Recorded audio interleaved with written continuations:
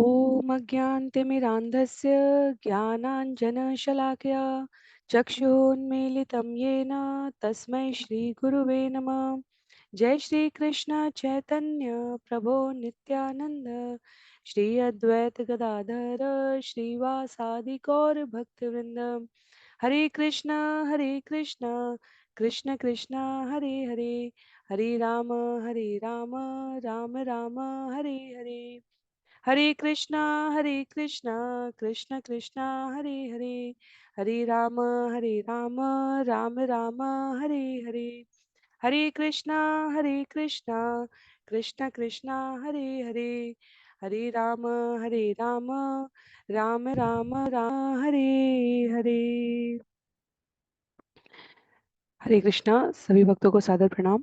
चैतन्य चरितामृत सत्र 30 में सभी भक्तों का स्वागत है। हम सभी यहाँ पर कृष्णदास कविराज गोस्वामी द्वारा लिखित एवं भक्ति वेदांत स्वामी श्रील प्रभुपाद द्वारा तात्पर्य सहित विवेचित चैतन्य चरितामृत, जिसके 3 भाग आदि लीला, मध्य लीला और अंत लीला है, और जिसमें आदि लीला अध्याय 7 पंच तत्वों की महिमा भाग 6, जो संभवतः आज के सत्र के लिए अंतिम भाग रहेगा, हम सभी श्रवण करने का प्रयास करेंगे। कृष्णदास कविराज गोस्वामी चैतन्य महाप्रभु के पंच तत्व अवतार विस्तार की इस महिमा को वर्णित कर रहे हैं। वेदांत दर्शन के सार के रूप में युग धर्म के प्रवर्तक, कलयुग के लिए विशेष रूप से हरिनाम संकीर्तन आंदोलन को पुनः स्थापित करने वाले चैतन्य महाप्रभु काशी की सन्यासियों, मायावादी सन्यासियों की सभा में उत्तर दे रहे हैं कि क्यों सन्यास आश्रम में रहते हुए भी वह नृत्य कीर्तन गायन शास्त्रों के आदेशानुसार कृष्ण नाम को जन जन तक पहुंचा रहे हैं, ना कि वेदांत दर्शन के सूत्रों पर बैठकर शुष्क कोरी चर्चा कर रहे हैं। तो हमने जहां से श्रवण किया था, वहां प्रकाशानंद सरस्वती द्वारा पूछे जाने पर वेदांत सूत्र का वास्तविक सार क्या है, यह प्रस्तुत करते हुए चैतन्य महाप्रभु संवाद कर रहे हैं। आदि लीला अध्याय 7 छंद संख्या 122 से हम सभी आगे श्रवण करेंगे। कहते हैं, परिणामवादेश्वर है न विकारी, एतक ही विवर्तवाद स्थापना ये करी। कह रहे हैं, शंकराचार्य के अनुसार भगवान की शक्ति के रूपांतर विकार के सिद्धांत को स्वीकार कर लेने से अप्रत्यक्ष रीति से परम सत्य के रूपांतरित होने का भ्रम उत्पन्न होता है। तो सामान्यतः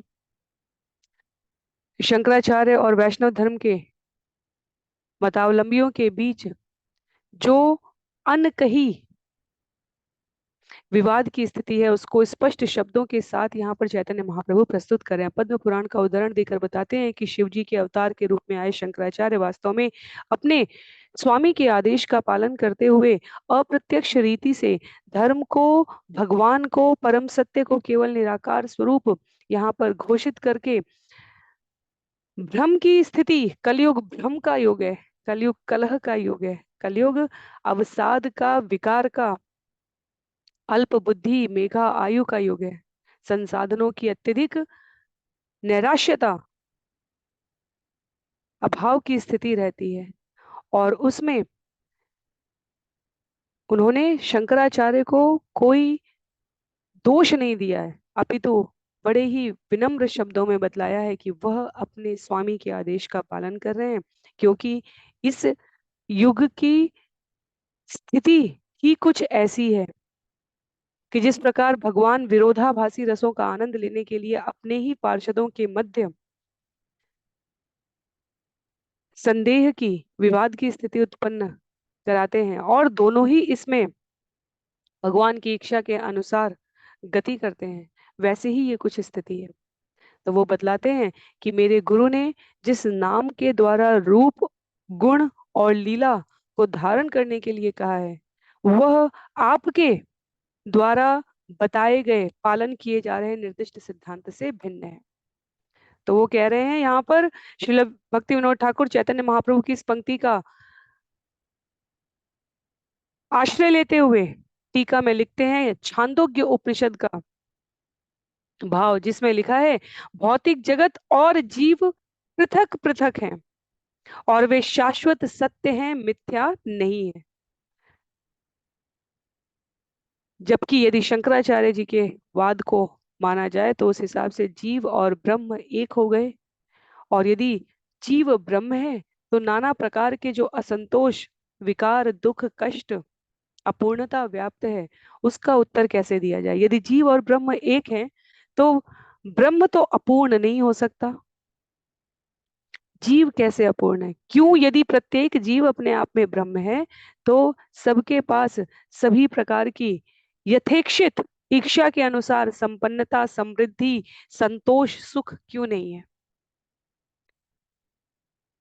तो भौतिक जगत मिथ्या है, जीव मिथ्या नहीं है, शरीर मिथ्या है, आत्मा चिरंतन है।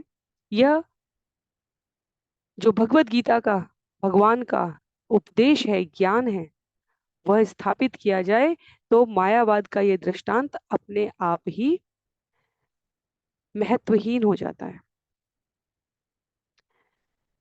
वाहन और वाहक दो अलग अलग शब्द हैं।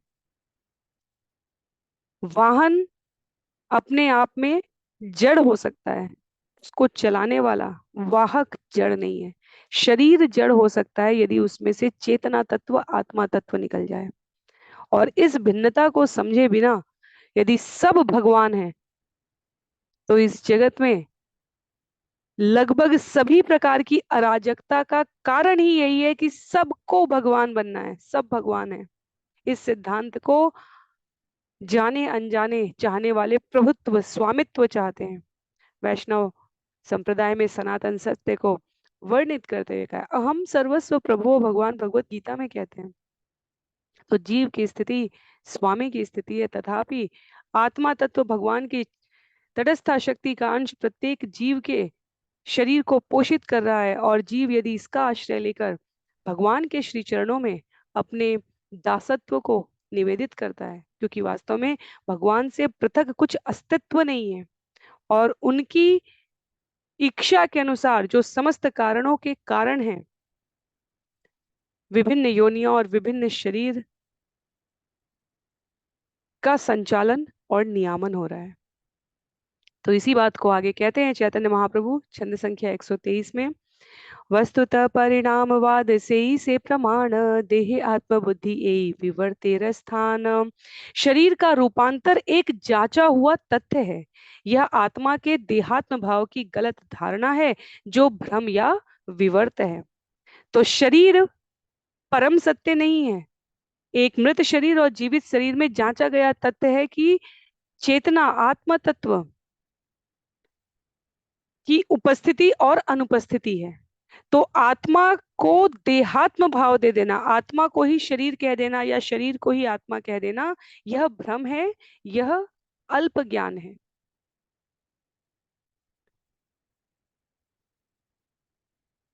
जब हम भगवत गीता में भगवान द्वारा वर्णित 8 प्रकार के पंच, क्षिति, जल, पावक, गगन, समीर, ये पंच तत्वों को श्रवण करते हैं और मन, बुद्धि, अहंकार, तब उन 8 तत्वों के सूक्ष्म और स्थूल संयोजन को शरीर कहा गया। पर उसमें भी मन, बुद्धि, अहंकार भौतिक जगत के निर्माण में, इस जगत में पहले से उपस्थित है। इसलिए एक छोटे से शिशु में भी जब वो चलने, बोलने, समझने लगता है, उसमें भी अहंकार बुद्धि होती है।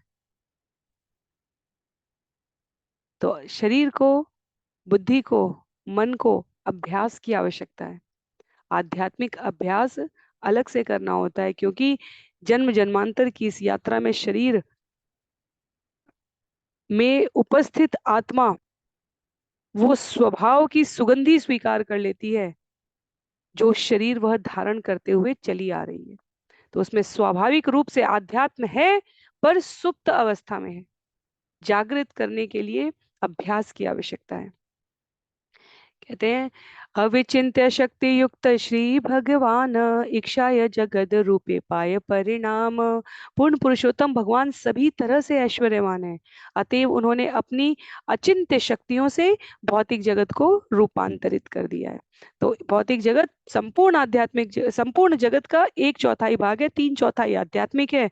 तो अचिंत्य शक्ति से भौतिक जगत को रूपांतरित किए हुए समस्त ऐश्वर्यों से युक्त पूर्ण पुरुषोत्तम भगवान है। वह कोई बिना आकार के शून्य में स्थित कोई ऊर्जा शक्ति पुंज नहीं है। यह अपूर्ण सत्य है। पूर्ण सत्य में भगवान पुरुषोत्तम साकार स्वरूप है और अपने विभिन्न रूपों में वो अपने विभिन्न ऐश्वर्यों को दर्शित कराते हैं। आगे 125 में कहते हैं, तथापि अचिंत्य शक्ति हय अविकारी प्राकृत चिंतामणि ताहे दृष्टांत ये धरी। कह रहे हैं पारस पत्थर अपनी शक्ति से लोहे को सोने में बदल देता है, फिर भी स्वयं वैसा ही रहता है। इस दृष्टांत द्वारा हम यह समझ सकते हैं कि यद्यपि पूर्ण पुरुषोत्तम भगवान अपनी असंख्य शक्तियों का रूपांतरण करते हैं, किंतु वे स्वयं अपरिवर्तित रहते हैं। बहुत ही व्यवहारिक सा उदाहरण है ये। पारस पत्थर अन्यों को लोहे को सोने में बदल रहा है, पर वो स्वयं नहीं परिवर्तित हो रहा है, वह अपनी मूल अवस्था के साथ विद्यमान है। आगे कह रहे हैं, नाना रत्न राशि है यह चिंतामणि है ते तथापि यह मणि रहे स्वरूपे अविकृते। यद्यपि पारस पत्थर चिंतामणि अनेक प्रकार के मूल्यवान रत्नों को उत्पन्न करता है, किंतु वह वैसा ही रहता है, वह अपने मूल रूप को नहीं बदलता। प्राकृत वस्तुते यदि अचिंत्य शक्ति है ईश्वरेर अचिंत्य शक्ति इथे की विस्मय। कह रहे हैं यहाँ पर भगवान के शब्दों को छंद में प्रस्तुत करते हुए कृष्णदास कविराज गोस्वामी, यदि भौतिक वस्तुओं में ऐसी अचिंत्य शक्ति हो सकती, तो फिर हम पूर्ण पुरुषोत्तम भगवान की अचिंत्य शक्ति में क्यों विश्वास नहीं कर रहे हैं। यदि पारस पत्थर भौतिक में ऐसी अचिंत्य हमारी चिंतन कल्पना के परे की शक्ति है कि वह पदार्थ के स्वभाव में परिवर्तन कर दे रहा है, तो पूर्ण पुरुषोत्तम भगवान की अचिंत्य शक्ति में हम क्यों अविश्वास कर रहे हैं। बहुत ही स्वाभाविक सी बात है ये। अलग अलग संस्कृति और सभ्यताओं में पारस मणि का उल्लेख अलग अलग प्रकार से आता है। वास्तव में सोने को लोहे को सोने में परिवर्तित करने की बात, तो चैतन्य महाप्रभु सामान्य से सामान्य व्यक्ति को भी जो तर्क समझ में आ सके वह कह रहे हैं। वह कह रहे हैं कि यदि सूर्य की क्रियाओं के बारे में, उसकी ऊष्मा के बारे में ही बात करें, सूर्य अनंत काल से ऊष्मा दे रहा है, पर उसकी असीम ऊष्मा और प्रकाश में कोई हास नहीं हुआ अभी तक। आधुनिक विज्ञान भी स्वीकार करता है कि सूर्य के प्रकाश द्वारा सारे जगत का पालन हो रहा है। जब अभी ग्लोबल वार्मिंग की बात आ रही है, क्लाइमेट रिस्क की बात आ रही है, इन्वायरमेंटल चेंजेस की बात आ रही है, उत्तरी गोलार्ध दक्षिणी गोलार्ध में तापमान में भिन्नता की बात आ रही है, अनेकों प्रकार की प्राकृतिक क्रियाएं अप्राकृतिक रूप से घटित हो रही हैं, कहीं अधिक बाढ़ आने लगा है, कहीं सूखा पड़ने लगा है, कहीं जहां मरुस्थल थे वहां कभी कभी बर्फ गिरने लगी है। जब ये संभावनाएं व्यक्त की जा रही हैं जो वास्तविकता में परिणत है, तब भी जो एक पैमाना, एक मापदंड वैज्ञानिक अभी भी स्वीकार कर रहे हैं, वह ये कि सूर्य की ओर से अधिक ताप नहीं दिया जा रहा है। मनुष्य की गतिविधियों की वजह से पृथ्वी लोक पर, इस पृथ्वी पर यह प्राकृतिक क्रियाएं अनियमित हो गई हैं। कहीं ग्लेशियर पिघल रहे हैं, उत्तरी गोलार्ध से बर्फ के जो मीटर मीटर ऊंचाई के स्थान है वहां से अब बर्फ पिघल रही है। तो समुद्र में लवण, समुद्र का पानी लवण युक्त कहा जाता है, और समुद्र के पानी में यह फ्रेश वाटर, यह जो सीमित संसाधन है स्वच्छ पेय जल का, वह अब मिश्रित होता जा रहा है। इसलिए कहा जा रहा है जगह जगह के बहुत सारे भारत में भी ऐसे शहर पहचाने गए हैं जहां पर पानी का जल अपेक्षा से बहुत नीचे जा चुका है। तो ये जो अनियमितताएं हैं, मैं क्यों ये उदाहरण देने का प्रयास कर रही हूँ, ये प्रकृति जन्य क्रियाओं में परिवर्तन मनुष्य की गतिविधियों का परिणाम है। पर सूर्य स्थिर है। सभी संभावित कारणों को जांचने, मापने, परखने के पश्चात वैज्ञानिकों का कहना है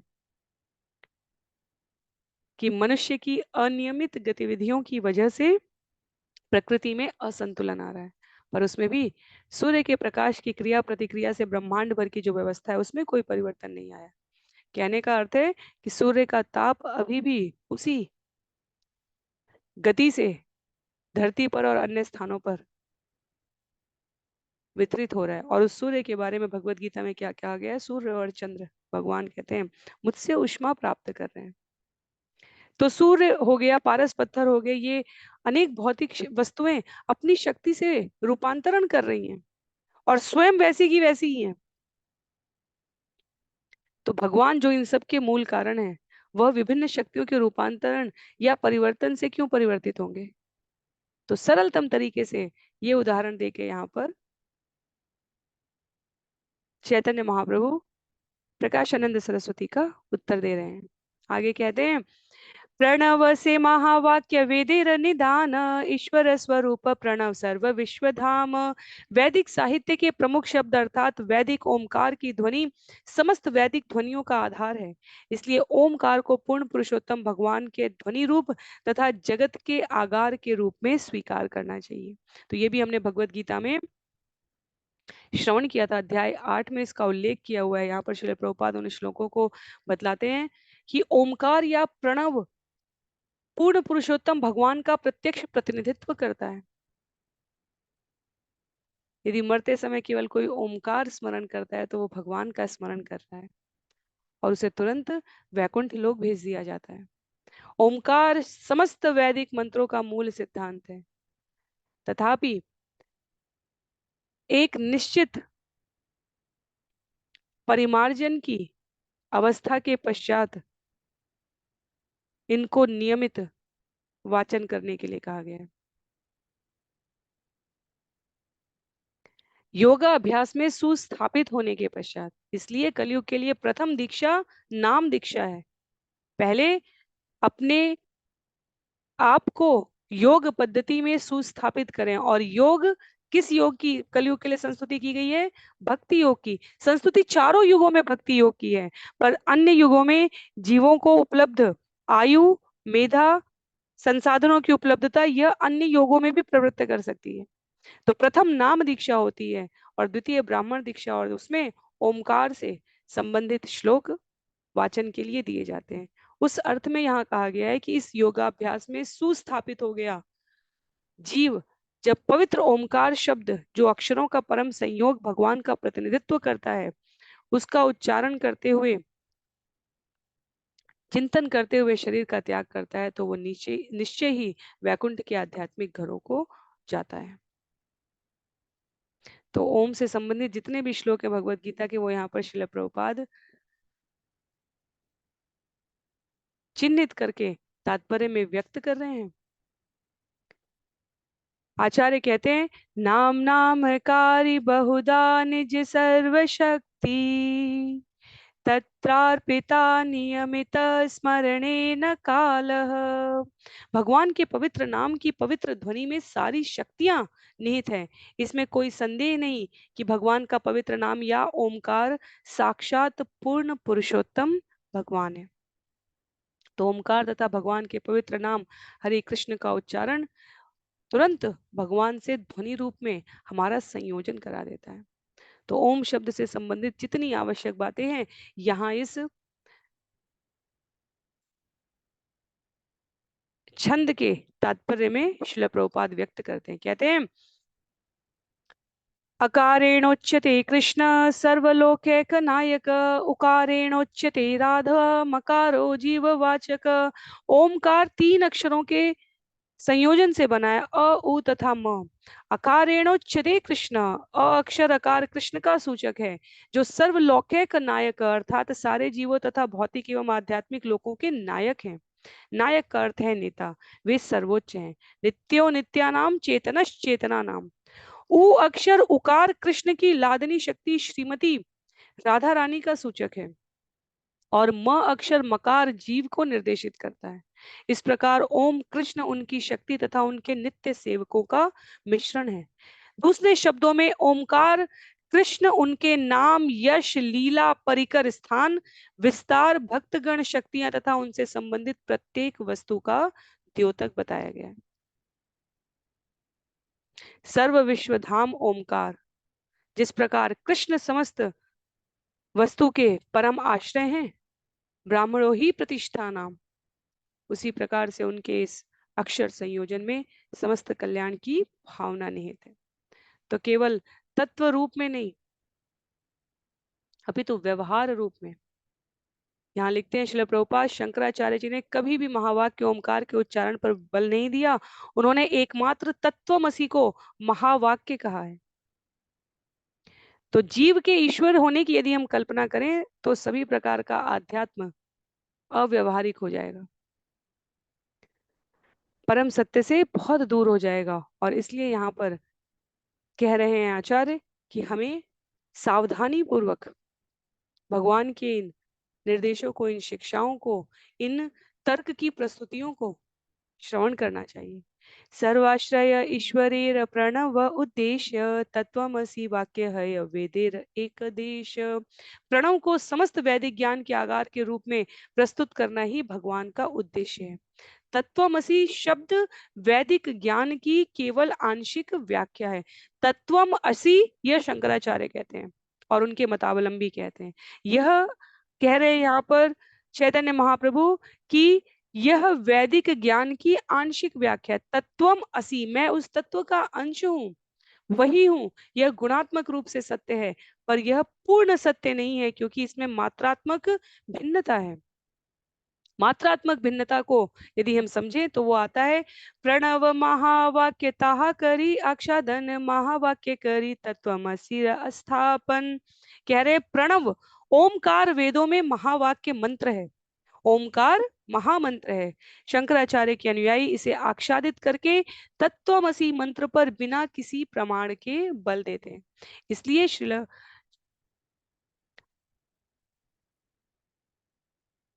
भक्ति सिद्धांत सरस्वती ठाकुर और उनके पश्चात श्रील प्रभुपाद ने अत्यंत जोर देते हुए प्रामाणिक सत्य के आश्रय में इन सिद्धांतों को नकारा है, और चैतन्य महाप्रभु ने जो प्रत्यक्ष आदेश और ज्ञान यहाँ पर व्यक्त किया है उसे स्वीकार किया है। चैतन्य महाप्रभु कहते हैं, मायावादी कृष्ण अपराधी। मायावादी दर्शन भगवान कृष्ण के सबसे बड़े अपराधी हैं। जो स्वयं को भगवान, एक बच्चा माता पिता को कार्य करते देखकर कहे वो भी माता पिता है, वो भी वही कार्य करे, वो वास्तव में जीव के लिए ही घातक है। ऐसी कोई अवस्था और व्यवस्था नहीं है जीव के पास जो वो स्वतंत्र रूप से स्वयं को स्वामी, स्वयं को भगवान घोषित करके जीवन निर्वहन कर सके।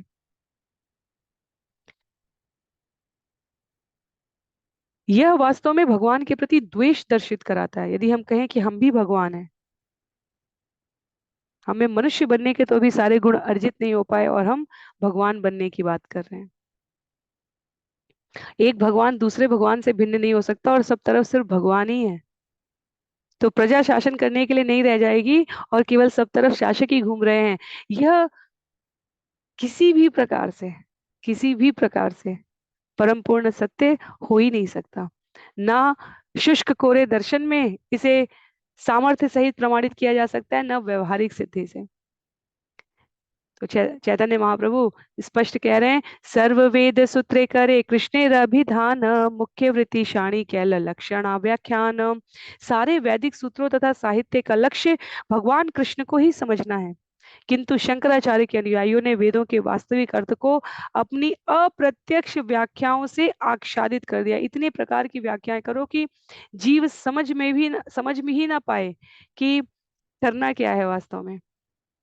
ये व्याख्याएं तो श्रवण कर ली हमने, पर जीवन में यदि सरलता नहीं है, जीवन में यदि जीव मात्र के लिए करुणा दयालुता नहीं है, यदि अपने उद्देश्य के लिए, प्राप्ति के लिए श्रवण कथा गान में रुचि नहीं है, तो फिर प्रयोजन ही क्या है। कहते हैं वेदे रामायणे चैव पुराणे भारते तथा आदावन्ते च मध्ये च हरि सर्वत्र गीयते। हमने पहले भी इस श्लोक को देखा है जिसमें कहा गया, वैदिक साहित्य में जिसमें रामायण पुराण तथा महाभारत सम्मिलित है, आदि से लेकर अंत तक तथा बीच में भी केवल भगवान हरि की ही व्याख्या की गई है। तो यदि हम सोचें कि इसमें भगवत गीता और भागवतम कहाँ है, तो भागवतम महापुराण है और भगवत गीता महाभारत से हमें प्राप्त होती है। स्वतः प्रमाण वेद प्रमाण शिरोमणि लक्षणा करीले स्वतः प्रमाण तहानी। स्वतः प्रामाणिक वैदिक साहित्य सभी प्रमाणों में सर्वोपरि है, किंतु यदि साहित्य की व्याख्या की जाती है तो इसकी स्वतः प्रामाणिकता नष्ट हो जाती है। जब लोग कहते हैं कि वो भगवान के कथनों की व्याख्या करने जा रहे हैं, भगवान ने ऐसा कहा जिसका अर्थ हम ये समझते हैं, भगवत गीता यथारूप के अतिरिक्त शायद ही ऐसा कोई गीता का संस्करण है जिसमें श्री भगवान उवाच का अर्थ स्वयं पूर्ण पुरुषोत्तम भगवान जो साकार रूप में वहां उपस्थित हैं उनको संबोधित करके हो रहा हो। ज्ञान योग और कर्म योग में लगभग सभी टीकाकार व्याख्याकार भगवत गीता के इन छंदों की मनमानी व्याख्या कर चुके हैं। कुछ ने भक्ति योग का आश्रय तो लिया, पर वो संकुचित रूप से, क्योंकि स्वयं अनुभवजन्य परंपरा युक्त ज्ञान से पोषित नहीं है, तो संकुचित रूप से भगवान की सर्वव्यापकता तो बतला रहे हैं, पर जीव उसको किस प्रकार से समझे यह स्पष्ट नहीं कर पा रहे। इसलिए साहित्य की व्याख्या इसकी स्वतः प्रामाणिकता को नष्ट कर रही है, यह यहाँ पर कहने का आशय है। कहते हैं श्रील प्रभुपाद, हम अपने कथनों के समर्थन हेतु वैदिक प्रमाण प्रस्तुत कर रहे हैं, पर यदि इसकी व्याख्या हम खुद के निर्णय के अनुसार कर दे रहे हैं तो वैदिक शास्त्र का प्रमाण अधूरा हो जा रहा है। वैदिक शास्त्र के कथन स्वयं भगवान के कथन है, उनकी व्याख्या उनके शब्दों में प्रस्तुत होनी चाहिए। अपनी व्याख्या करने से अपनी स्थिति को हम सभी जो परिवर्तनशील है उसको दृढ़ बनाने के लिए यदि वाक्यों का आश्रय ले रहे हैं तो हम वाक्यों में परिवर्तन भी करते रहेंगे, और यह वैदिक साहित्य की स्वतः प्रामाणिकता के मूल्य को घटाने वाला है। आगे कहते हैं, एई मत प्रति सूत्र सहज अर्थ शाणिया गौड़ार्थ व्याख्या करे कल्पना करिया। मायावाद संप्रदाय के सदस्यों ने वैदिक साहित्य के वास्तविक एवं सरलता से समझे जाने वाले अर्थ को छोड़कर अपने दर्शन को सिद्ध करने के लिए अपनी कल्पना शक्ति के अनुसार अप्रत्यक्ष अर्थ प्रचलित किए। तो जो सामान्य रूप से भक्ति योग में है, ये सारा जो दर्शन यहाँ पर चैतन्य महाप्रभु प्रस्तुत कर रहे हैं, ये उनके लिए अनावश्यक है, क्योंकि उनका तो कहना है भगवान हमारे सर्वोत्कृष्ट परम आराध्य हैं, हम उनके सेवक हैं। पर जो छद्म रूप से ज्ञानी बनने का प्रयास कर रहे हैं इस जगत में, उनके लिए सारी वार्ताएं हैं। तो यदि मेरी तरह अन्यों को भी ये विषय नीरस लग रहा हो तो इसमें विचलित होने की आवश्यकता नहीं है कि ये कि हमें ये तो रुचिकर नहीं है। ये हमारे लिए इसलिए अरुचिकर है और इसमें हमें विचलित भी नहीं होना है, क्योंकि हमें इसमें कोई अनास्था नहीं है कि पूर्ण पुरुषोत्तम भगवान सर्वोपरि हैं। हम सभी उनके साथ संबंध, अभिधेय और प्रयोजन, जो सभी वेदों का सार रूप ज्ञान है, उससे उनको जानते हुए, उनको मानते हुए, उनके बारे में समझते हुए, उनके द्वारा कहे गए कथनों का आचरण करते हुए अपने व्यवहार से जगत में उनकी सार्वभौमिकता का प्रचार करने का प्रयत्न कर रहे हैं। इसके बीच में, इसके अतिरिक्त जो कुछ भी यह दर्शन और वाद प्रस्तुत किया जा रहा है, वह उनके लिए जो कोरी धोती तर्कवाद से भगवान के वास्तविक स्वरूप के साथ इधर उधर छेड़छाड़ और खिलवाड़ करके अपने अपने मत और दर्शन को परम सत्य के रूप में पोषित कर रहे हैं, आचार्य यहाँ पर उन्हें आध्यात्मिक अस्त्र और शस्त्र से सज्जित कर रहे हैं, ये वेदों की पूरी व्याख्या प्रस्तुत करके।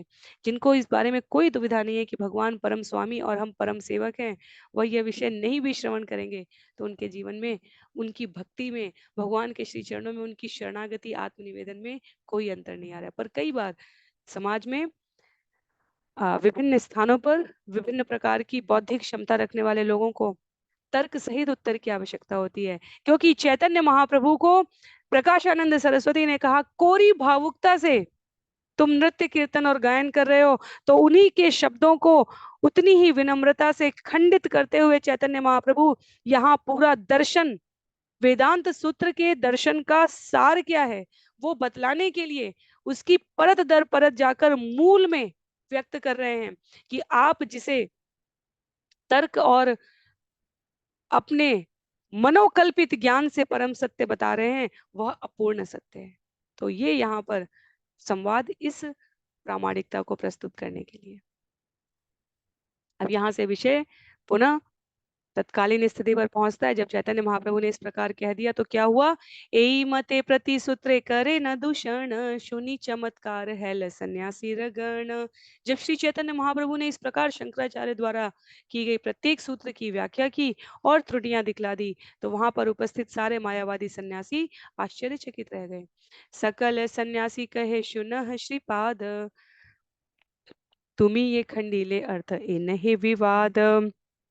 सारे मायावादी सन्यासियों ने कहा, हे श्रीपाद, आप कृपया यह जान ले कि वास्तव में हमें आपके द्वारा इन अर्थों के खंडन के बारे में कोई विवाद नहीं है, क्योंकि आपने तो इन सूत्रों की स्पष्ट समझ प्रदान कर दी है। आचार्य कल्पित अर्थ इहा सभे जानी, संप्रदाय अनुरोधित तबु ताहा मानी। हम जानते हैं कि ये सारा वाकजाल शंकराचार्य की कल्पना से उद्भूत है, किंतु हम उसी संप्रदाय के होने के कारण इसे स्वीकारते हैं, यद्यपि हम इससे संतुष्ट नहीं हैं। ये उन सन्यासियों का कहना है। मुख्यार्थ व्याख्या कर देखी तो मार बल, मुख्यार्थ व्याख्या कर देखी तो मार बल, मुख्यार्थे लागाल प्रभु सूत्र सकल। मायावादी सन्यासियों ने आगे कहा, अब हम यह देखना चाहते हैं कि आप इन सूत्रों की उनके प्रत्यक्ष अर्थ में कितनी अच्छी व्याख्या कर सकते हैं। यह सुनकर चैतन्य महाप्रभु ने वेदांत सूत्र की प्रत्यक्ष व्याख्या करना आरंभ किया। तो यहाँ से वो भक्ति योग के उन सूत्रों को बताएंगे जहां हम में से सरल रीति से भगवान के संग अपने संबंध को साधने का प्रयास करने वाला साधक, प्रयासरत साधक उसे समझ पाए।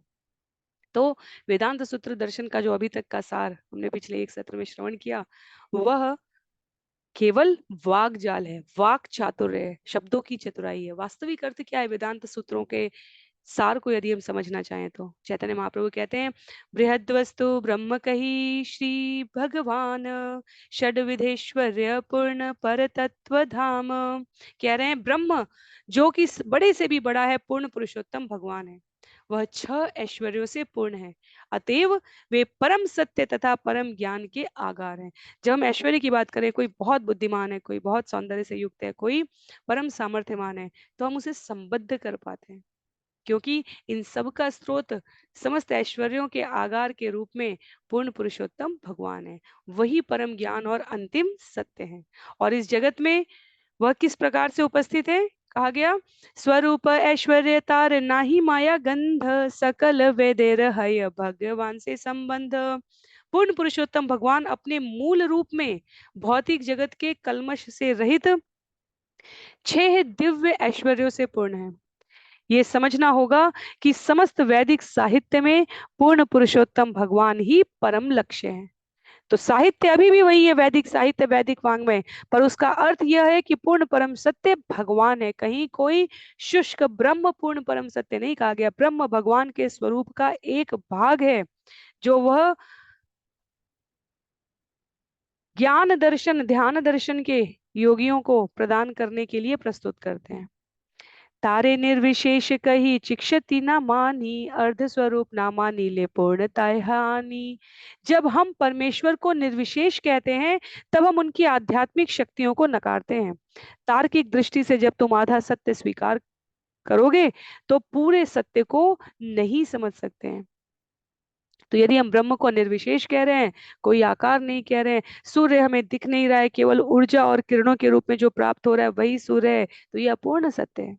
सूर्य एक स्थान है, अगर और आगे कोई पहुंचे और सूर्य पर निवासी, सूर्य लोक के निवासी बताए गए सूर्य अरुण रश्मियों से 7 प्रकार के, जब हम भागवतम में श्रवण करते हैं जहाँ ऋषियों का एक समूह है, अप्सराओं का समूह है, गंधर्वों का समूह है, हम 7 प्रकार के जीवों के विभूतियों के द्वारा घिरे हुए आभा मंडल में सूर्य रथ को घूर्णन करने का वर्णन श्रवण कर चुके हैं। तो आधा सत्य नहीं हमें स्वीकार करना है, पूर्ण सत्य स्वीकार करना है। भगवान को उनकी शक्तियों के और उनके स्वरूप विस्तार के साथ, जैसे हम श्रवण करते आए भक्ति योग में, कहते हैं चैतन्य महाप्रभु, वह परम सत्य है। भगवान प्राप्ति हेतु ये करी उपाय, श्रवण आदि भक्ति कृष्ण प्राप्ति रसहाय। श्रवण से प्रारंभ करके भक्ति द्वारा ही मनुष्य पूर्ण पुरुषोत्तम भगवान तक पहुंच सकता है। उनके पास पहुंचने का यही एकमात्र साधन है, यही करने का हम सभी प्रयास करें। श्रवण से प्रारंभ करके भक्ति द्वारा और भक्ति क्या है? जो हमने श्रवण किया भगवान के बारे में, वह हम मनन करें और उनकी सेवा में अपनी इंद्रियों को संलग्न करें। यही एकमात्र व्यवहारिक माध्यम है। यहाँ उदाहरण दिया है भागवतम के उस प्रसिद्ध श्लोक का, श्रवणम कीर्तनम विष्णु स्मरणम पाद सेवनम अर्चनम वंदनम दास्यम साख्यमात्म निवेदनम। नवदा भक्ति जिसका शुभारंभ श्रवण से होता है, तो महाप्रभु वो विधि यहाँ पर पुनः स्थापित कर रहे हैं। रामचरितमानस में स्थापित है ये विधि। अनुसुईया अत्रि के संग भगवान श्री राम माता सीता का संवाद हो रहा है, वहां नवदा भक्ति बताई गई है।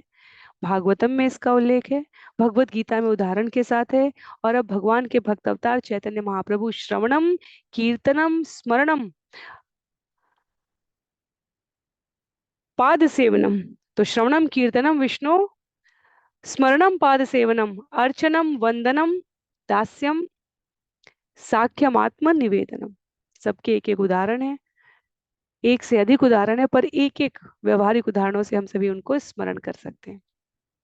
तो हर एक में ईश्वर के प्रति जो सुप्त उदासीन सरस प्रेम है, वो भगवान के बारे में श्रवण करने से जागृत होता है, वहां से आरंभ होता है। और फिर नवदा भक्ति की इन विधियों में से एक या एक से अधिक का आश्रय लेकर जीव उसको साध सकता है। आगे बताते हैं वेदांत दर्शन के सार के रूप में चैतन्य महाप्रभु, से सर्व वेदेर अभिधेय नाम साधन भक्ति है ते है प्रेमेर उद्गम। गुरु के निर्देशानुसार इस संयमित साधन भक्ति का अभ्यास करने पर मनुष्य का सुप्त भगवत प्रेम निश्चित रूप से जागृत हो उठता है।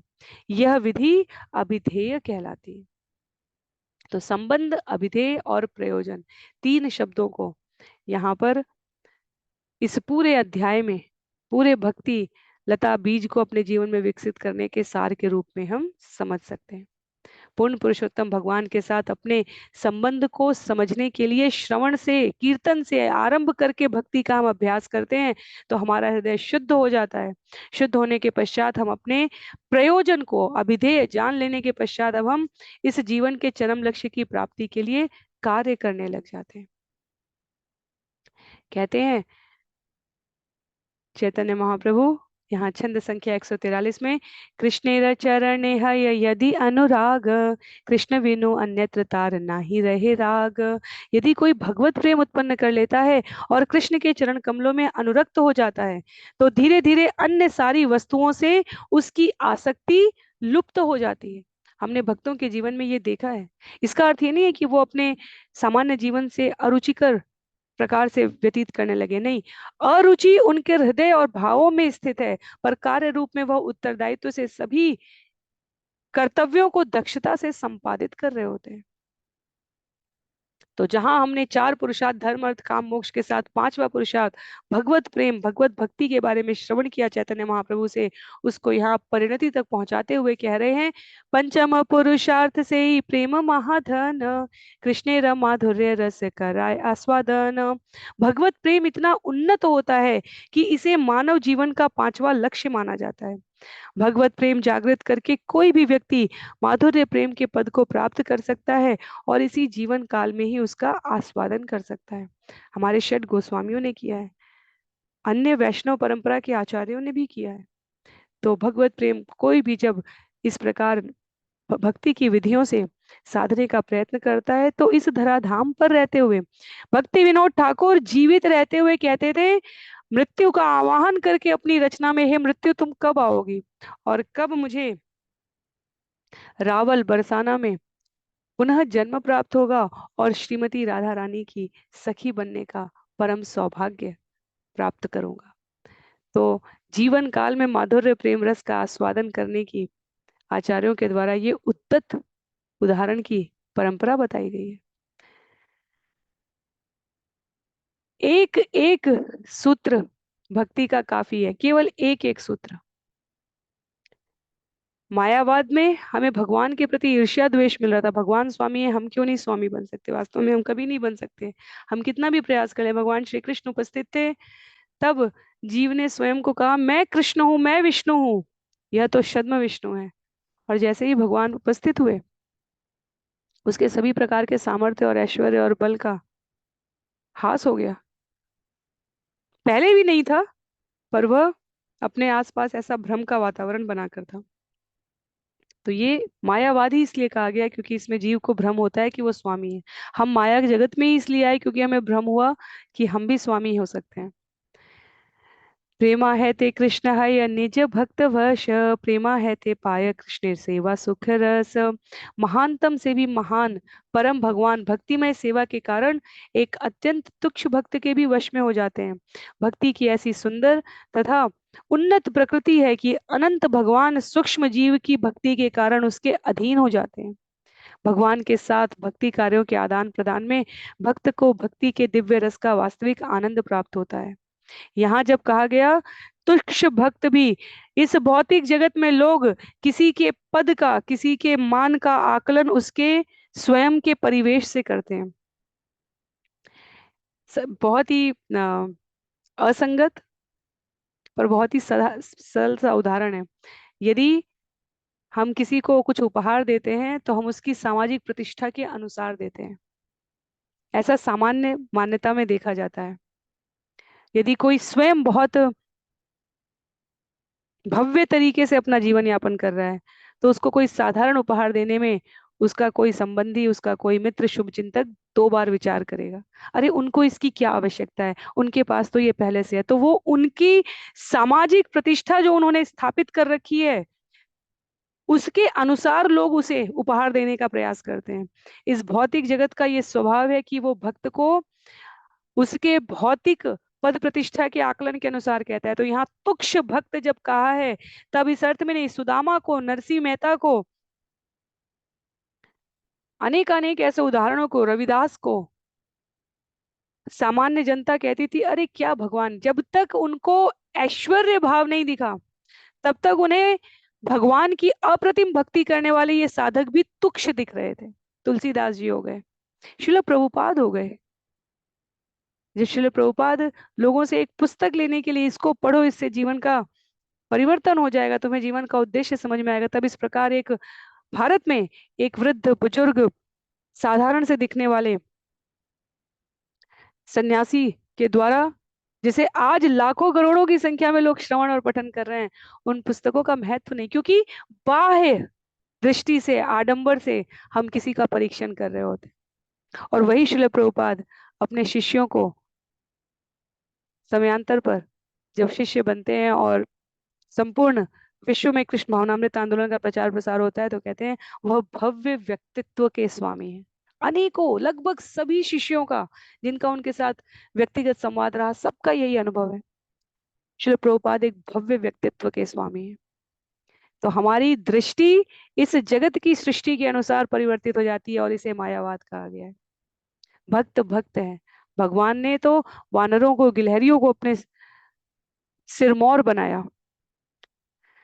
भक्तिमय सेवा जो भी जिस भी रूप में, जहां से, जिस भाव से करता है, भगवान उसे स्वीकार करते ही करते हैं।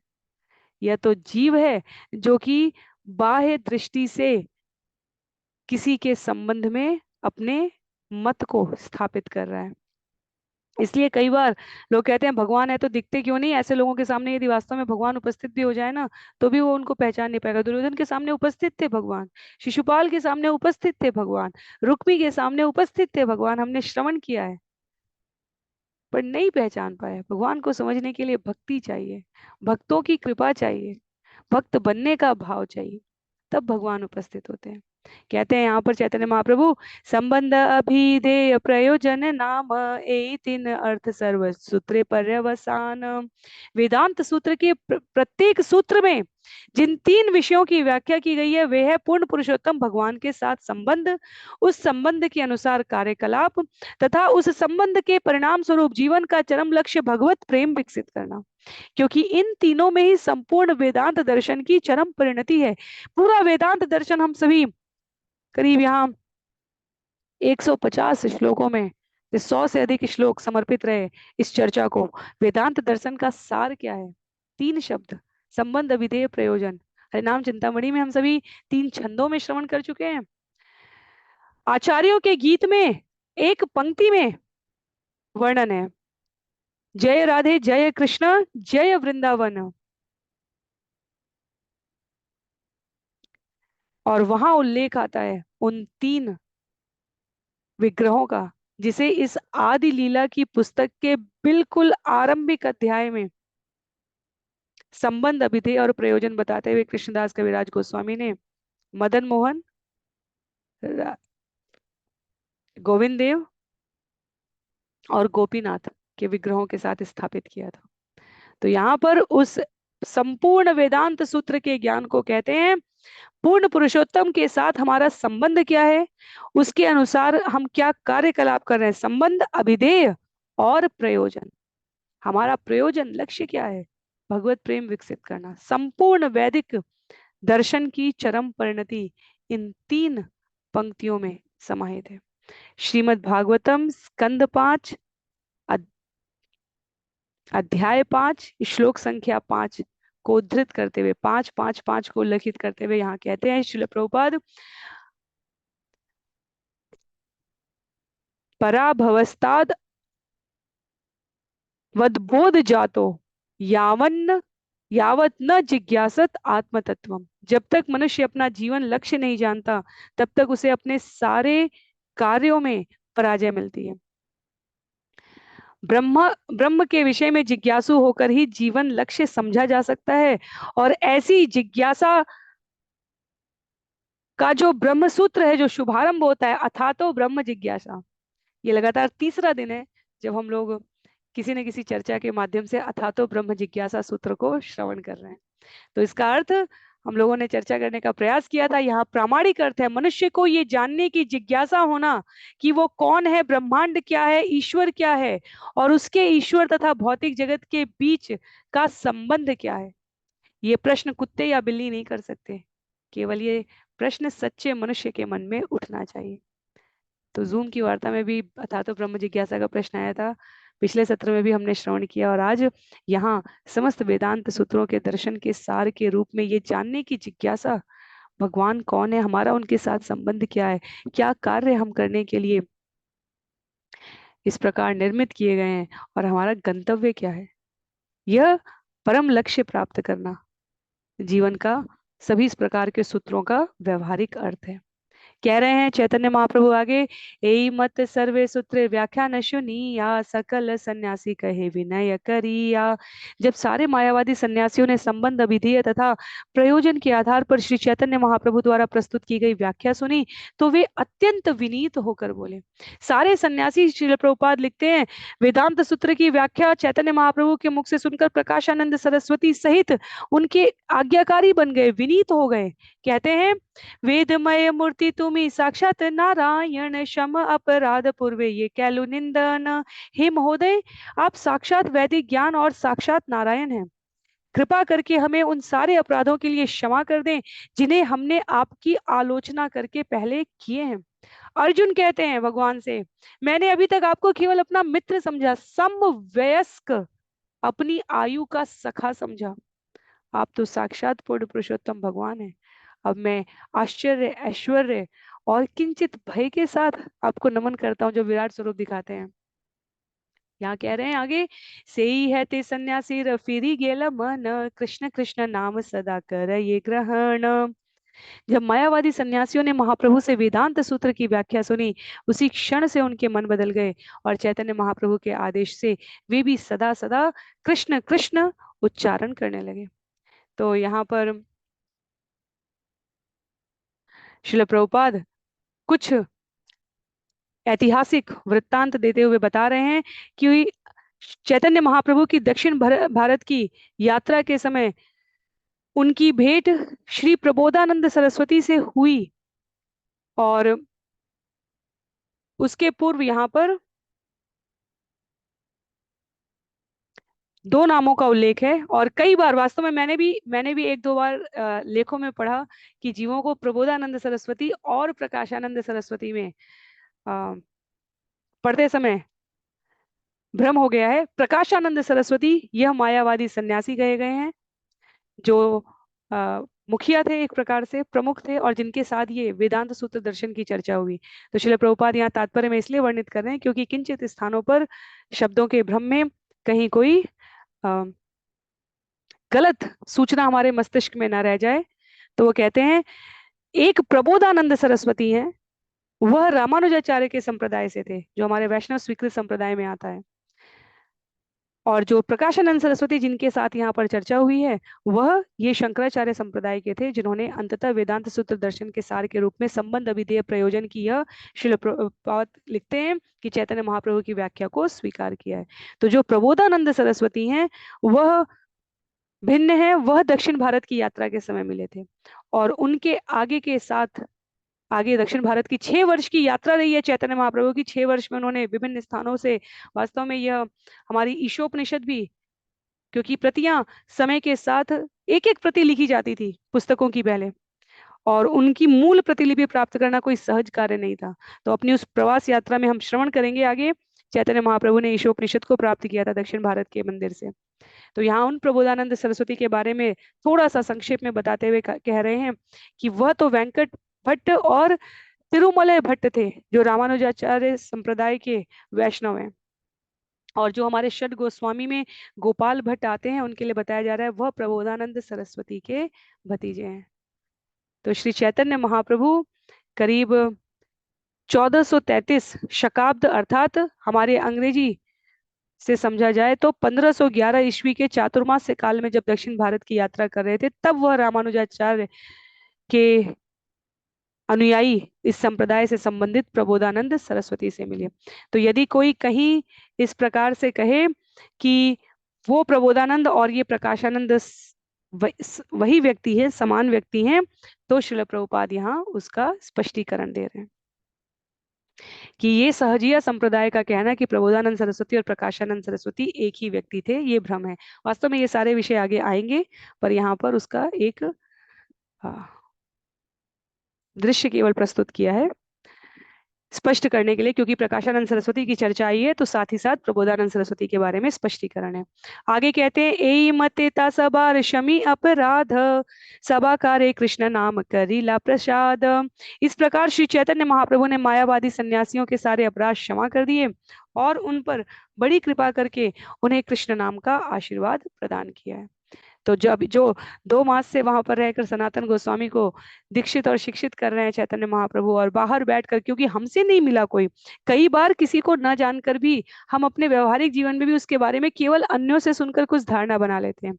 सबसे सरल व्यवहार, सहज व्यवहार होता है कि हमें अपने स्वयं के संवादों के द्वारा किसी के बारे में, वास्तव में हमें किसी के बारे में आकलन करना भी नहीं चाहिए। भक्ति योग के साधक सबके प्रति समदर्शी होते हैं, वो किसी के बारे में कोई निर्णय नहीं लेते, ये अच्छा है ये बुरा है। जो भक्ति में सहायक है वो सब कुछ स्वीकृत है, जो भक्ति में असंतोष उत्पन्न करे उसको एक निश्चित दूरी बनाकर सरलता से उससे विलग रहना, ये भक्त का स्वभाव है। पर वो निर्णय नहीं करता, वो कोई चरित्र प्रमाण पत्र नहीं देता, ये व्यक्ति अच्छा है ये व्यक्ति बुरा है। हमारा उद्देश्य जीवन का अपने कार्यों को, अपने उत्तरदायित्वों को करते हुए अपने परम लक्ष्य गंतव्य भगवान की श्री चरणों की सेवा प्राप्त करना है। प्रतिदिन के कार्यों में जो संबंधी, जो यात्री इस यात्रा में हमें मिल रहे हैं, उनके साथ हमें उदार रहना है। पर उदार रहने का अर्थ ये नहीं है कि हमें उनका संग लेकर अपने मार्ग से विभ्रमित हो जाना है। उदार का अर्थ है कि यदि हमें ऐसा लगे कि उनके जीवन में भक्ति की आवश्यकता है, तो हम अपने स्वभाव से, अपने आचरण के प्रभाव से उनका मार्गदर्शन करने का प्रयास करें। तुरंत बैठकर उनको बड़े बड़े ज्ञान उपदेश सुना देने से उनमें परिवर्तन नहीं आएगा। उदार समदर्शी होना भक्त का स्वभाव है। चैतन्य महाप्रभु यहाँ पर वही कर रहे हैं। तबे सब सन्यासी महाप्रभु के लैया भिक्षा करी लीन सबे मध्य वसाइया। इसके बाद सारे सन्यासियों ने महाप्रभु को अपने मध्य में ले लिया और सबने मिलकर भोजन किया। तो चैतन्य महाप्रभु का हरे कृष्ण कीर्तन अब उन सभी को स्वीकृत है और किसी को कोई आपत्ति नहीं है। तत्पश्चात चैतन्य महाप्रभु ने वहां हरे कृष्ण महामंत्र का कीर्तन किया है और उन सबके अपराध को क्षमा कर दिया। भिक्षा करी महाप्रभु आइला वासा घर, हे न चित्र लीला करे। गौरांग सुंदर। मायावादी सन्यासियों के साथ भोजन करने के बाद गौर सुंदर कहलाने वाले श्री चैतन्य महाप्रभु अपने निवास स्थान को लौट आए। इस प्रकार महाप्रभु अपनी विचित्र लीलाएं करते हैं। चंद्रशेखर तपन मिश्र आर्य सनातन, सुनी देखे आनंदित सभाकार मन। श्री चैतन्य महाप्रभु के तर्कों को सुनकर तथा उनकी विजय देखकर चंद्रशेखर तपन मिश्र तथा सनातन गोस्वामी सभी अत्यधिक प्रसन्न हुए। तो वह तो सरल भक्त हैं, सन्यासी को किस तरह प्रचार करना चाहिए श्रील प्रभुपाद कहते हैं, चैतन्य महाप्रभु ने उसका एक उदाहरण दिया। जब वो वाराणसी गए तो उनके साथ कोई बड़ी टोली नहीं थी। चंद्रशेखर और तपन मिश्र के संग उनका मित्रतापूर्ण संवाद हुआ। सनातन गोस्वामी वहां उनसे मिलने आए, पर अनेक मित्र न रहते हुए भी दृढ़ता पूर्वक उन्होंने प्रचार किया और वेदांत दर्शन पर स्थानीय सन्यासियों से तर्क करके विजय कर वह इस भाग में अत्यधिक विख्यात हो गए। तो भी वह इस यश में अपने आप को संलग्न नहीं किए। उल्लेख आता है कि यही जो अभी तक निंदा कर रहे थे अब यह प्रशंसा कर रहे हैं। प्रभु के देखिते ऐसे सकल सन्यासी, प्रभु र प्रशंसा करे सब वाराणसी। इस घटना के बाद वाराणसी के अनेक मायावादी सन्यासी महाप्रभु को मिलने के लिए आए और सारे नगर ने उनकी प्रशंसा की है। वाराणसी पुरी अला श्री कृष्ण चैतन्य, पुरी सह सर्वलोक हैला महाधन्य। श्री चैतन्य महाप्रभु के वाराणसी आने के कारण नगर के साथ उसके सारे लोग महाधन्य हुए। लक्ष लक्ष लोक ऐसे प्रभु के देखी ते, महाभीड़ हैल द्वारे नारे प्रवेशी ते। उनके निवास स्थान के द्वार पर इतनी भीड़ हो गई कि उसकी संख्या लाखों तक पहुंच गई। प्रभु यबे यार न विश्वेश्वर दर्शने, लक्ष लक्ष लोक आसी मिले से स्थाने। जब महाप्रभु विश्वेश्वर मंदिर में दर्शन करने के लिए गए तो उनका दर्शन पाने के लिए लाखों लोग वहां एकत्रित हो गए। विश्वेश्वर मंदिर हमारा वाराणसी का प्रसिद्ध विश्वनाथ मंदिर की बात की जा रही है। तो चैतन्य महाप्रभु नियमित रूप से वाराणसी के मुख्य अर्चा विग्रह विश्वेश्वर मंदिर का दर्शन करते थे। वास्तव में भगवान की, जगन्नाथ की और विश्वनाथ की कोई लीला ऐसी नहीं है जिसमें दोनों एक दूसरे के सम्मान में अवसर मिलते ही उसे प्रस्तुत करना, प्रदर्शित करना, इसमें संकोच करें। वृंदावन के स्थान स्थान पर हमें महादेव के मंदिर मिल जाएंगे। महादेव की नगरी काशी वाराणसी में ऐसा कोई दिन नहीं है जिस दिन राम कथा का गायन उच्च स्वर में स्थान स्थान पर ना हो रहा हो। तो विश्वनाथ और जगन्नाथ में कौन किसका दास है, कौन किसका आराध्य है, ये निर्णय करना जीव के रूप में हमारा स्वभाव नहीं होना चाहिए। हमारे लिए पूर्ण पुरुषोत्तम भगवान का परिष्कृत और संश्लेषित दोनों स्वरूप पूजनीय है। हमें इसमें किसी प्रकार की भेद बुद्धि मनगढ़ंत तरीके से नहीं लगानी चाहिए। आचार्यों के निर्देशन में इसका आश्रय लेते हुए हमें पालन करना चाहिए। तो इसीलिए जहां हम भागवतम श्रवण करते हैं, आरंभ में देवी सरस्वती, नर नारायण, गणेश, विभिन्न प्रकार के आयोजनों में शिव, दुर्गा, शक्ति, सूर्य, इनकी उपासना की जाती है। उद्देश्य हमें स्पष्ट रहना चाहिए। उद्देश्य कहा गया है पूर्ण पुरुषोत्तम भगवान की भक्ति प्राप्त करना। तो यहाँ ब्रह्म संहिता के विभिन्न श्लोकों को प्रस्तुत करके श्रील प्रभुपाद हमें वही स्मृत करा रहे हैं। ये सारे देवता भगवान के प्रशासनिक, नियुक्त प्रशासनिक अधिकारी हैं। ये तुल्य या श्रेष्ठतर नहीं, अपितु इस बहिरंगा शक्ति के प्रभाव में सृष्टि संचालित करने के लिए। और उनमें से जो महादेव हैं वह उन प्रकार के जीवों को आश्रय दे रहे हैं जो प्रत्यक्षतः विष्णु की आराधना करने की स्वाभाविक योग्यता अभी तक धारण नहीं कर पाए। हम विभिन्न प्रकार, ऐसा कोई उदाहरण नहीं है जहां भगवान शिव ने आदेश और वरदान दिया हो अपने, और बहुत जल्दी प्रसन्न होने वाले हैं आशुतोष महादेव, और तदुपरांत इतने भोले कि राक्षस उन्हीं से आशीर्वाद लेकर और उन्हीं के लिए संकट की स्थिति उत्पन्न कर देते हैं। और फिर कभी प्रभु कृष्ण लीला में हम श्रवण करते हैं, कभी बाड़ासुर है, कभी भस्मासुर है। ये सभी जब भगवान के महादेव स्वरूप को ही परेशान कर रहे हैं, तब कहीं ना कहीं से पुरुषोत्तम भगवान स्वयं को प्रस्तुत करते हैं।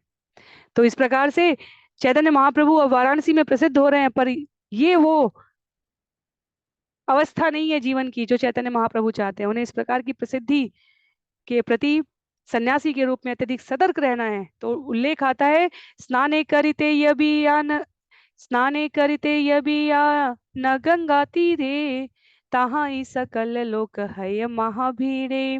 जब भी श्री चैतन्य महाप्रभु स्नान करने के लिए गंगा के किनारे जाते, तभी सैकड़ों हजारों लोगों की भीड़ वहां एकत्र हो जाती। बाहुतुली प्रभु बले बल हरि हरि, हरि ध्वनि करे लोक स्वर्ग मर्त्य भरी।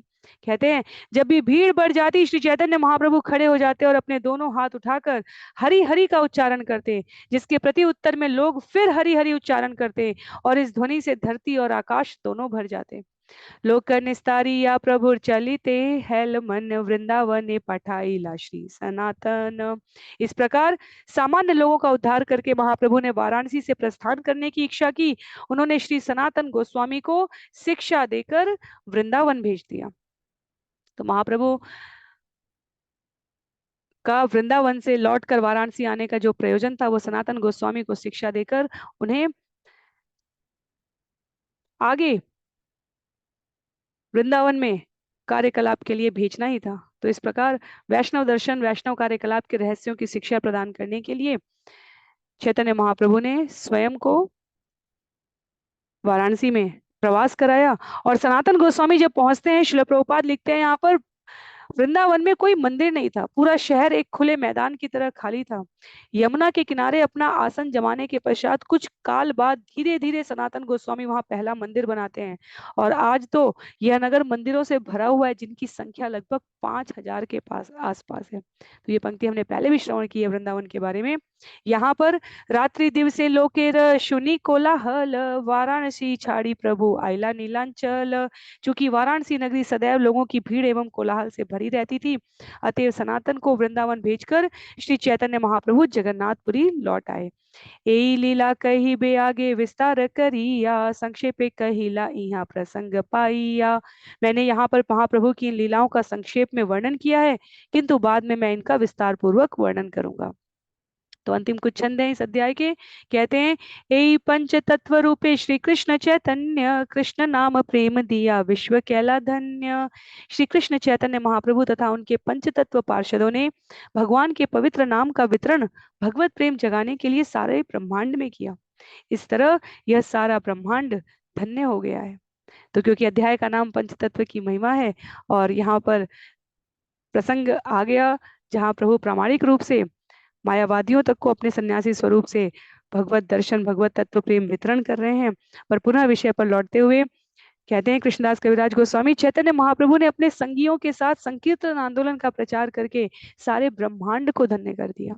और अब केवल उनके चरण चिन्हों पर चलकर, उनकी परंपरा के आचार्यों के उपदेश का पालन करके, महाप्रभु की निष्ठा पूर्वक सेवा करने का यदि हम प्रयास करना चाहते हैं, तो हरे कृष्ण महामंत्र के पवित्र नाम का प्रचार करके, पहले आचार करके उसके बाद प्रचार करके, जगत में प्रचार करने की प्रवृत्ति पहले आ जाती है, आचरण में सत्यनिष्ठा प्रतिबद्धता सुनिश्चित करने के पश्चात तब हमें प्रचार करने की आवश्यकता पर बल देना चाहिए।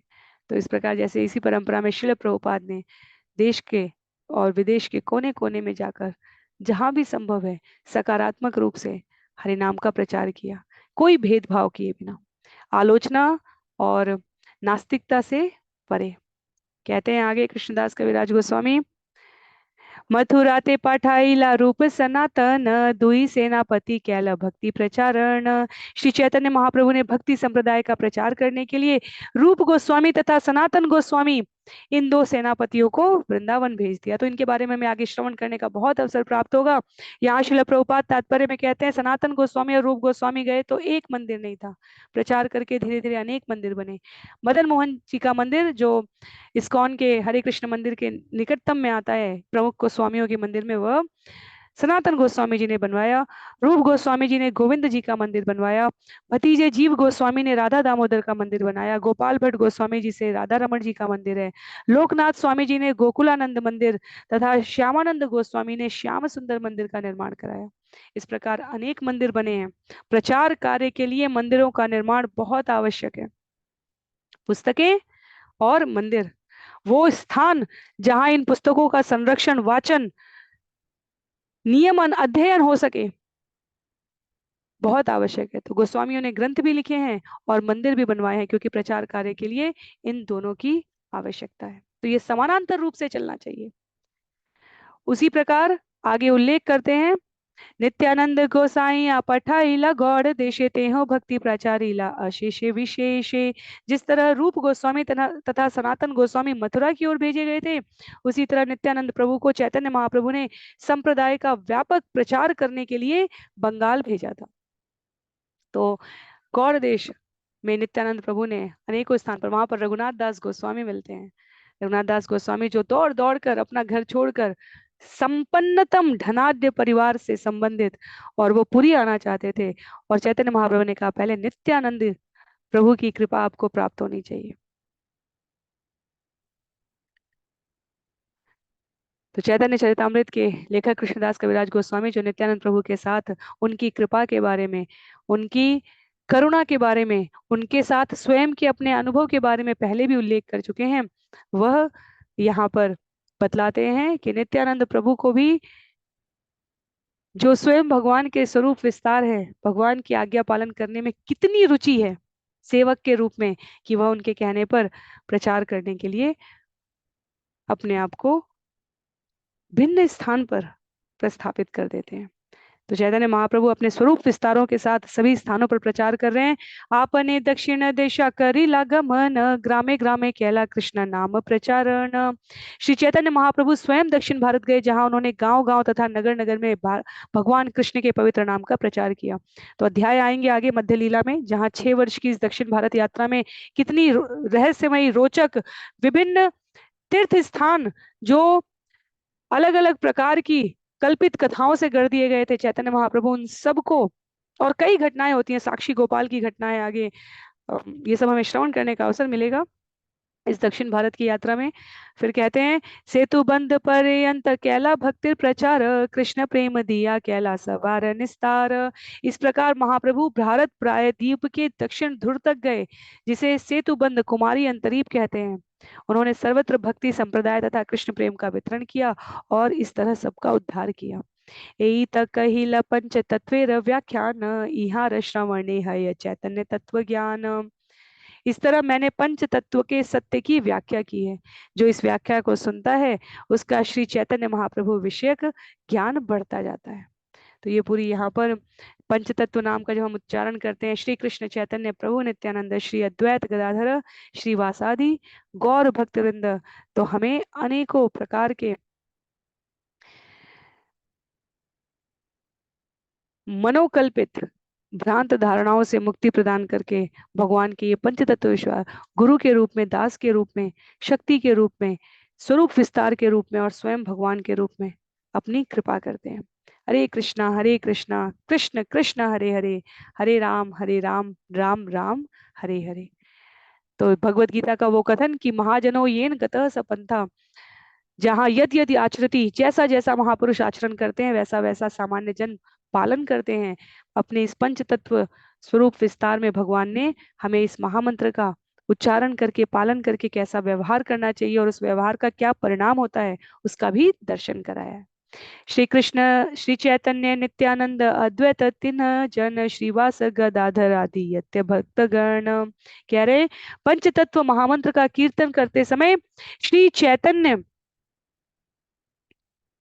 नित्यानंद, अद्वैत गदाधर तथा श्रीवास के नामों का उनके अनेक भक्तों समेत उच्चारण करना चाहिए। यही विधि है। इसलिए प्रत्येक संख्या जब जाप की नई माला हम आरंभ करते हैं, तो हम पहले इस पंचतत्व मंत्र का वाचन करते हैं। सबाकार पाद पद में कोटि नमस्कार, यछे तैछे कही किछु चैतन्य विहार। तो अध्याय समाप्त करने के इस क्रम में कह रहे कृष्णदास कविराज, मैं पंच तत्व को पुनः पुनः नमस्कार करता हूँ। इस प्रकार मेरे विचार से मैं श्री चैतन्य महाप्रभु की लीलाओं के विषय में कुछ वर्णन कर सकूंगा। श्री रूप रघुनाथ पदे यार आश, चैतन्य चरितामृत कहे कृष्णदास। श्री रूप तथा श्री रघुनाथ के चरण कमलों में प्रार्थना करते हुए और सदैव उनकी कृपा की कामना करते हुए मैं कृष्णदास उनके चरण चिन्हों का अनुसरण करते हुए श्री चैतन्य चरितामृत कह रहा हूँ। तो प्रत्येक अध्याय की अंतिम पंक्ति ये होती है जहां पर ये सूचना प्राप्त होती है कि यह अध्याय समाप्त हो रहा है। इस प्रकार श्री चैतन्य चरितामृत आदि लीला के अंतर्गत भगवान चैतन्य के 5 स्वरूप शीर्षक 7वें अध्याय का भक्ति वेदांत तात्पर्य पूर्ण हो रहा है। तो ये अध्याय यहाँ पर समाप्त हो रहा है। अगले सत्र में हम सभी अध्याय संख्या 8 को श्रवण करेंगे, क्योंकि भगवान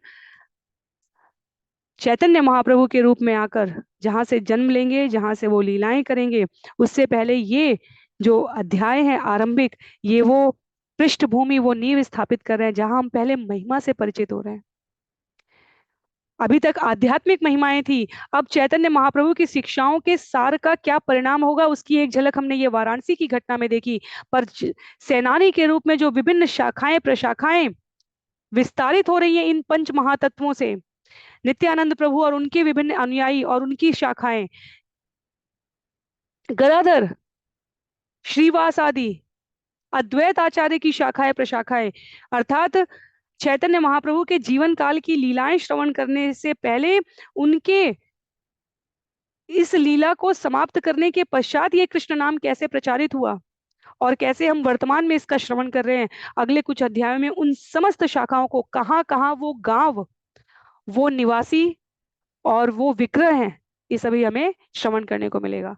तो उन अध्यायों के पश्चात चैतन्य चरितामृत की कथा लीलाएं आरंभ होंगी। तो आगे हम अगले अध्याय में उन शाखाओं प्रशाखाओं की एक झलक लेने का प्रयास करेंगे आचार्यों के अनुग्रह से, भक्तों के सानिध्य में। आज के लिए सत्र को यहीं पर समाप्त करते हैं। श्री कृष्णदास कविराज गोस्वामी जी की जय, चैतन्य चरितामृत की जय, शिल प्रभुपाद की जय, शिल गुरुदेव की जय, अनंत कोटि वैष्णव वृंद की जय। हरे कृष्णा।